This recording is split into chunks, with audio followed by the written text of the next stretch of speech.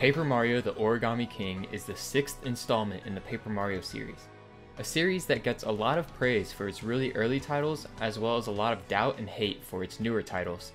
Key features that made everyone love the early Paper Mario games, Paper Mario and Paper Mario: The Thousand-Year Door, were things like a leveling system, interesting and creative characters that we've never seen before, and partners that would follow you around and help you in battles. The newer games got rid of a lot of these features, which turned fans away.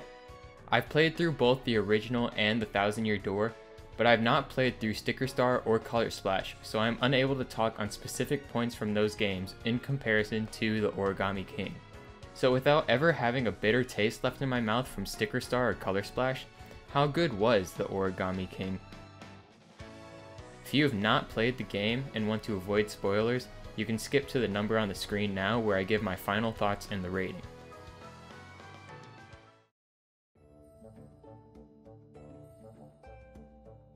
Let's talk about the good things. To start off, I want to talk about the story and the characters. The storyline in the Origami King, while rather simple, was surprisingly good. The main plot in the game is that Princess Peach's castle was taken over by Ollie, the Origami King. Ollie folds Peach and many of Bowser's minions into origami soldiers, compelling them to fight for him. He wraps Peach's castle in 5 different colored streamers, lifts it off the ground, and places it on a volcano. This creates the basic narrative of the game. Follow the 5 streamers and destroy each one to unravel the castle, then storm the castle. The story is straightforward and seems fairly unoriginal, but the interesting characters and beautiful game world kept me engaged. But how can a game that only features toads have interesting characters? Well, despite the characters being mostly comprised of toads, they offer unique and sometimes funny dialogue when you save them. Much of what they would say was witty or amusing. The first example that comes to mind is the toad you can find just before fighting the colored pencils boss. When you save him, he turns and looks at the wall where there's a crude drawing of a toad and says, "Is that supposed to be me? What was the artist thinking? I'm a blue toad, not a red toad." Then, after you defeat the colored pencil boss, all the drawings go away. If you talk to the toad again, he says, "I wasn't happy with that portrait, then it just disappeared. Oh. I think I can make things disappear with my mind, Mario." That's exactly what I was hoping he would say. Yeah. This kept the game really interesting, even though toads aren't the most creative character. This game also flips the normal enemy dynamic in Mario games on its head by having origami soldiers be the enemy. This leads to many occasions where Mario is working together with the paper versions of Bowser's minions to fight against their origami counterparts. There are little bits of this sprinkled throughout the game, and it all leads up to a big ending where you team up with Bowser and storm Peach's castle on an airship to take out Ollie. Since I mentioned the colored pencils boss, I guess this would be a good time to talk about the combat in this game. There's a lot to say about this, both good and bad, but for now we'll talk about the good things. The combat system in this game is fun and can be enjoyable. The whole system is based around a circular battlefield where you can rotate and slide enemies to line them up. When you line up all enemies, you get a damage boost for solving the puzzle. Line them up 4 in a row and you can use a jump attack on them, or line them up in a 2x2 block to use your hammer attack against them. This game also allows you to have multiple attacks depending on how many enemies there are, which was both a good and a bad feature. I enjoyed the fact that you could defeat all the enemies in one turn, but this felt way too overpowered at the beginning of the game. This game also featured weapons, which were basically consumable boots and hammer upgrades. These didn't really add any depth to the combat system, except when you had to use iron boots against spiky enemies. Once I got out of the tutorial phase, something that I'll talk about later, I encountered a decent amount of battles that really made me think. I had my fair share of battles where I would sit there for upwards of 40 seconds, completely unsure of how to properly line up all the enemies. If you ever found yourself in a situation like this, you had the option to buy more time or throw coins out to the toads in the crowd. Every time I did this, I would just throw the maximum number of coins out, and the toads would solve the puzzle, do a little bit of damage to some of the enemies, and throw me health or items. I actually really enjoyed this feature when I got near the end of the game, because it was a fast way to complete any forced battles. You would end up with an unnecessary amount of coins by the end of the game, so using it had little to no effect on you. Another big part of the combat is boss fights. I think the boss fights are where this game really shines. I remember watching the announcement trailer for this game and thinking, the bosses in this game are really going to be desk items like colored pencils and tape. There's no way this is going to be interesting. And boy, was I wrong. First off, those weren't the only bosses in this game. This game also featured multiple origami animal boss fights, which when defeated would give you new abilities to use in other boss fights. Nintendo also managed to make lame desktop items into really interesting boss fights. I'll never forget trying to get up to the color pencils boss, and out of nowhere, color pencil missiles started getting shot at me. But I'm getting ahead of myself. Let's talk about how the basic combat functioned for bosses. The same circular battlefield is used where you can rotate and slide panels, but now you're on the outside working in. You need to move around the panels to line up arrows that direct you around the board. While moving around the board, you can pick up coins or health, get tips on how to beat the boss, open the chest to gain access to extra spots like double damage or an extra action, and you can use Vellumental powers gained from the origami mini-bosses or the arms ability. Then you would finish off by landing on an attack panel where you can choose an attack depending on how far away you are or what kind of attack you need to do. Just in case you thought this was too easy, the bosses would also create stage hazards all over the board, including getting rid of panels, spots that would stop you or move you to a different area, and making it impossible for certain areas to move independent of each other. To spare rambling on about this for too much longer, I'll conclude by saying that the boss fights in this game were unlike any other game I've played.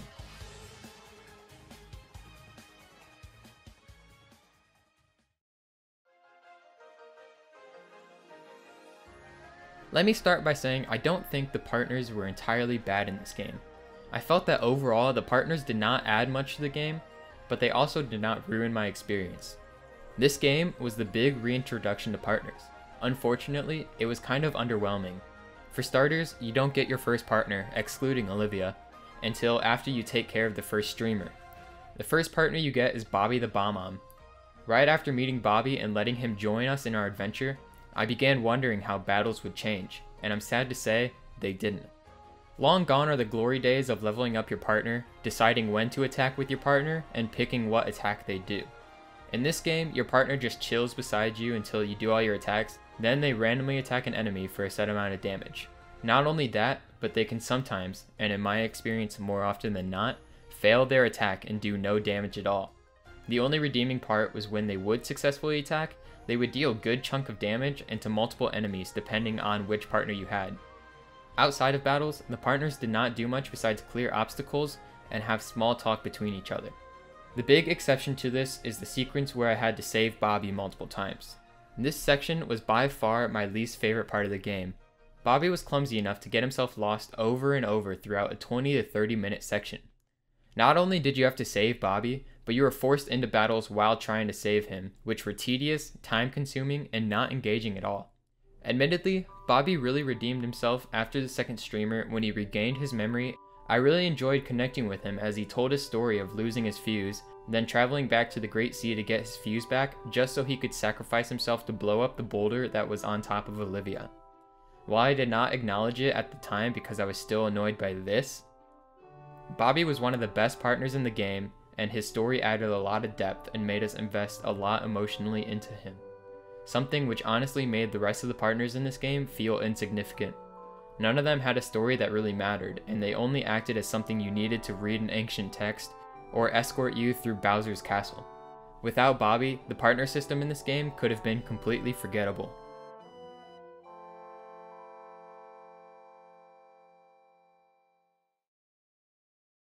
I can't really categorize the rest of the bad things because it's small parts of everything. I think the most generally agreed upon complaint is the lack of a leveling system. This leaves the players with no incentive to battle except for coins, which you almost never have a shortage of, and confetti. This makes forced battles very annoying, and I would often find myself doing as much as I can to get around fighting enemies. The lack of XP also leads to the lack of progression in combat.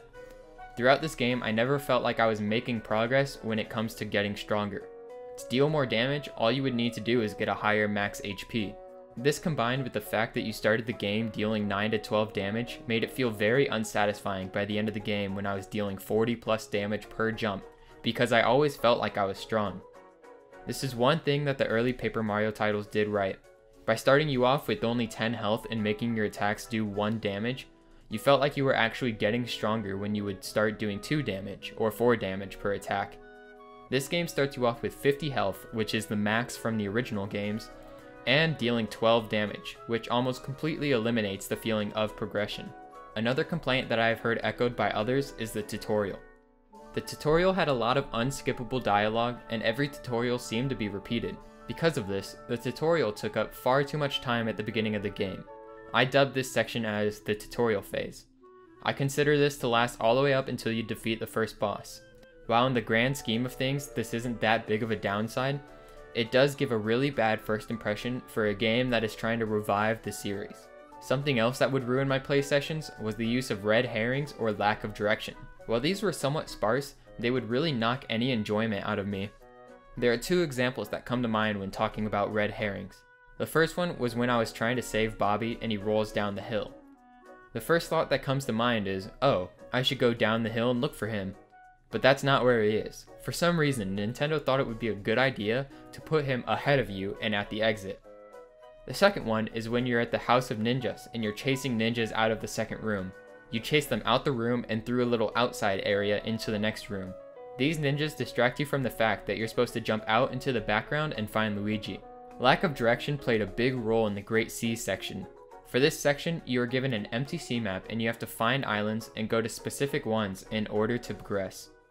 I did not come across anything in the game that hinted at what islands you needed to go to, just that you were at the wrong island. I had no idea while playing that I would have to go to the Crescent Moon Island to get the doorknob before going to the Mushroom Island. It was just something that I randomly did because I had no idea what else to do. I could have missed clues while playing, but I felt completely lost during this section.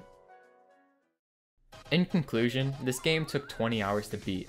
Out of those 20 hours, I would say probably 16 to 17 of them were enjoyable, which is really good for a new Paper Mario game.